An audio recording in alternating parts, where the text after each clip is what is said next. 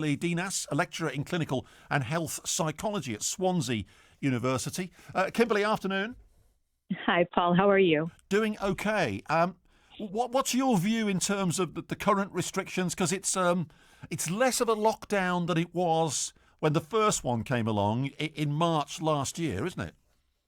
I think it is less of a lockdown, and people are perhaps taking it a little less seriously. Although, to be honest, if you look at the research, people are actually adhering or kind of doing what the rules say, more than a lot of people are saying they are. And I think that that's something that we do want to take to heart. In addition, I think you just mentioned something. I was listening about how what we're doing is reflecting what happened in the community 2 weeks ago. We're seeing these rates right now from what happened before lockdown, from before January 5th. So I think that changing the rules yet again is something that is not really going to help adherence, because people we're talking to in our research just really don't like these changes of rules. It's confusing them and it's making them less likely to listen. They're doing what we call alert fatigue, honestly. And they're just kind of tuning out additional rules, which is not a good thing. So do you think people are confused about what the rules are, or because it's been going on so long, they're just fed up and ignoring it? I think people are very confused about the rules. I mean, a lot of people are confused about the rules. We've been hearing it. I'm sure you've been hearing it. We've been hearing it on research, on the media, and whether people just kind of aren't doing what they're supposed to do. And a lot of what we've been hearing is kind of blaming people.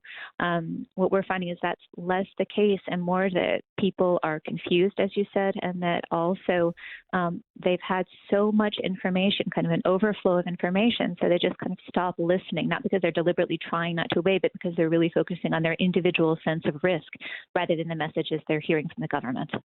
I mean, I saw TV news pictures last night. They were following West Midlands police.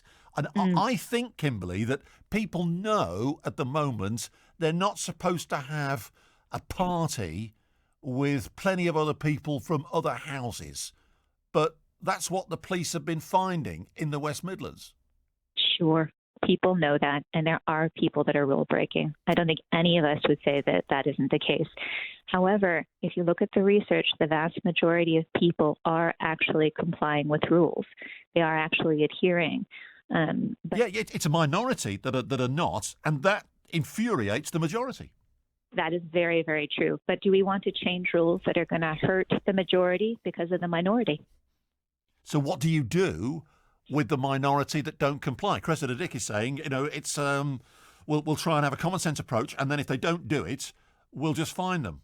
Should we forget the common sense approach for people that are not adhering, the minority, and just fine them and fine them more? Well, I have a little bit of a problem with the term common sense approach. I'm not sure that common sense applies in a novel pandemic. One of my co-researchers put it, a lot of people don't have a common sense approach to this. However, I will say that people do have a fundamental rule knowledge. They know that they're not supposed to have a rave. They know that they're not supposed to have a house party. And if they don't follow the rules, then of course finding is an option. I mean, at the moment, obviously, nurseries are open. They weren't in the first lockdown. Takeaways. You can get a takeaway. You couldn't in the first lockdown. You could meet a friend for exercise. You couldn't in the first lockdown. The support bubbles that weren't there in the first lockdown. So these are things potentially the government could reintroduce. But you, by the sounds of it, Kimberly, you don't want them to. No, I wouldn't say that you want to lock down further at this point, because we need to wait 2 weeks. We need to see what's going to happen after we started the lockdown, right? So in Wales, we actually started sooner, so we're kind of seeing a bit more of a decline. In England, you started the lockdown on January 5th. 2 weeks from January 5th would be next week. Let's see where we are then. If rates aren't starting to come down a little bit, which we hope they will, but if they're not starting to decrease around then, perhaps we can lock down more. But the thing that we're seeing here is that people aren't following the rules that exist. And do you think changing the rules yet again is going to help that?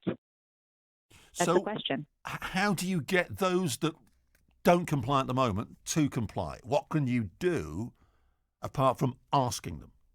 or I think you finding can a method do of... one thing. So you're going to have that subset of people who really don't comply, right? That's what you're talking about. You're talking about the house parties, the raids. Yeah. And honestly, you do respond to that, I think, with fines or with punishment. However, if you're speaking behaviorally, punishment is about one of the worst things you can do. It just doesn't work very well with children or with people. I think what you need to do more is something that rewards people for behaving well instead of punishing them for behaving badly, something like incentives. Additionally, you can clarify your messages.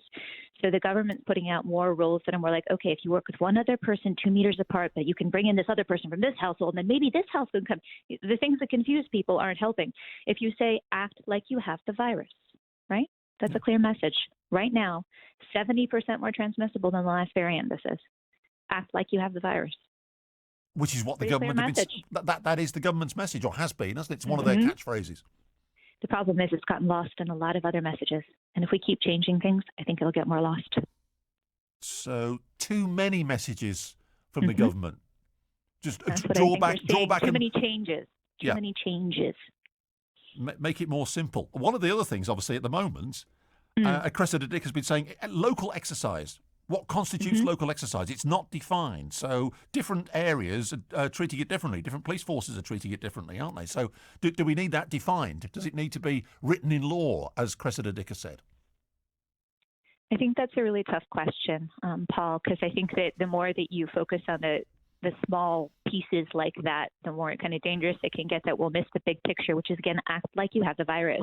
If you had coronavirus, would you get in a car, drive 7-10 miles away, and I know where we're going to go with this probably, but drive farther away and interact with people that aren't in your local area? That's probably not a good idea, is it? No, I'm not going to mention anybody called Dominic Cummings at all. No, I'm not going to do that. I could just feel it. Yeah, but the big issue for people listening around the West Midlands and the rest of the country is, how long is this going to go on for? Because we've been saying today, what plans are people put in place for 2021? Because you've got to have something to look forward to. And at the moment, nobody really knows. And psychologically, that damages people mentally, doesn't it? I think you brought up a really good point. We actually started interviewing a group of people back in the first lockdown in the end of March. And we followed this group of people and talked to them every time there have been rule changes, every time there have been shifts. And one of the things they were saying right from the beginning, they were already experiencing more depression, more anxiety, and they were saying, I don't know what I'll do if there's another lockdown. Now we're having a lockdown in the middle of winter. It's cold. It's harder to get outside. This is very, very hard for people. And one of the hardest parts is not knowing when it's going to end, is that uncertainty. Now, I'm not saying that it's the government's role to give us certainty about when the virus will be over. But I think that giving vaccine schedules like they've been doing gives us some clarity. I think that helps. And any kind of clarity that they can give us would be good, instead of the shifting back and forth and the confusing messages that we've been hearing. Kimberly, good to talk to you. I wish you well down there. Dr Kimberly Dienes, a lecturer in clinical and health psychology at Swansea University. The mental health of people almost as important in a way. Dave in Sutton.